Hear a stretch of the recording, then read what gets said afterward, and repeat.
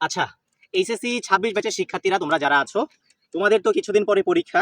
এখন যে বিষয়টা হচ্ছে, তোমরা ইতোমধ্যে দেখতে পেলা যে এসএসসি ব্যাচের তোমাদের যারা ছোট ভাই বোনরা ছিল, ওরা কিন্তু যে কতিপয় কিছু অনলাইন প্ল্যাটফর্ম হোক বা আমি উল্লেখ করছি না, তো ওইগুলোর কি করলো যে তারা ওই অনশট কিছু ভিডিও দেখে পরীক্ষা দিতে গেল, বা পরীক্ষা দিতে গিয়ে কিন্তু অনেকেই ভাবলো যে এটা আসলে তার খুবই উপকার হয়ে গিয়েছে, কিন্তু দিন শেষে তোমরা দেখতে পেলে যে সেই বিষয়গুলো যারা করাচ্ছে তাদের করানোর মাঝে ভুল ছিল। তাহলে যারা করেছে তাহলে তাদের কি হতে পারে, তোমরা একবার বিষয়টা ভেবে দেখো।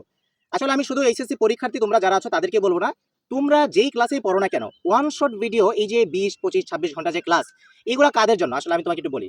ধরো তোমার বেসিক একদম স্ট্রং, তুমি একটা বিষয় দেখা মাত্র 10 থেকে 12 সেকেন্ড বা 15 সেকেন্ডের মধ্যে তুমি বুঝে ফেলো, তখন তোমার জন্য হচ্ছে কি ওই অনশট ভিডিওগুলা।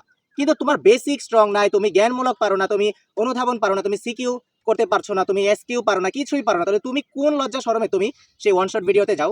তোমাদের একটা প্রবলেম হচ্ছে, তোমরা যারা ছাত্র ছাত্রী সমাজ আছো, শিক্ষার্থীরা আছো, তোমাদের প্রবলেম হচ্ছে যে তোমাকে তোমার স্যার কি পড়াচ্ছে তার থেকে তুমি দেখো যে তোমার স্যার তোমাকে, তোমার স্যারের তুমি ভুল খোঁজার চেষ্টা করো। হ্যাঁ, এখন ঠিক আছে, যারা পড়ায়, আমিও অনলাইনে পড়াই, একটা প্ল্যাটফর্মে পড়াই, অফলাইনে পড়াই, এটা সবারই ভুল হয়, কিন্তু কিছু কিছু কতিপয় প্ল্যাটফর্ম আছে যারা কি কন্টিনিউসলি ভুল করেছে, সেগুলো তোমরা স্কিপ করবা।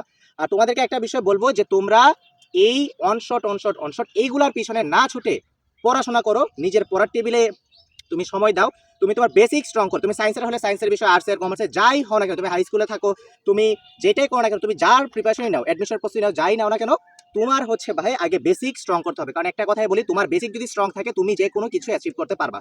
ঠিক আছে, তুমি যেই কোনো জায়গায় তুমি চান্স পাবে ইনশাল্লাহ। কিন্তু তোমার যদি বেসিক নাই, তুমি তাহলে ভাই এই ওয়ান শট ক্লাস করে তোমার কোনো লাভ নাই। তুমি 26 ঘন্টা ক্লাস আগের দিন করে তুমি কোনো কিছুই করতে পারবে না ভাই। ঠিক আছে, যদি তোমার পূর্ব প্রস্তুতি না থাকে, 10 দিনে পড়া যদি তুমি একদিনে পড়ো, সেটা কি হইলো? সেটা কিন্তু হবে না, এই কোনো জন্মে ইহ জন্মেও কি সম্ভব না।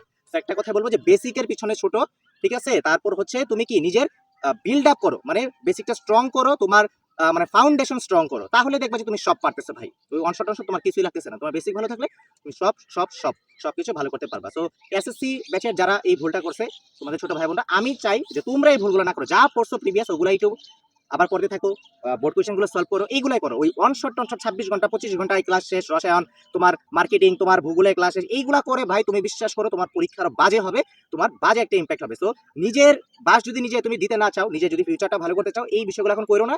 তুমি হচ্ছে জাস্ট বেসিকের পিছনে ছোট, ফরমেশন তোমার ফাউন্ডেশন স্ট্রং করার পিছনে ছোট, তুমি এমনি ভালো করতে পারবে ইনশাল্লাহ। আমি তোমাকে বলে দিলাম, মিলাই নিও।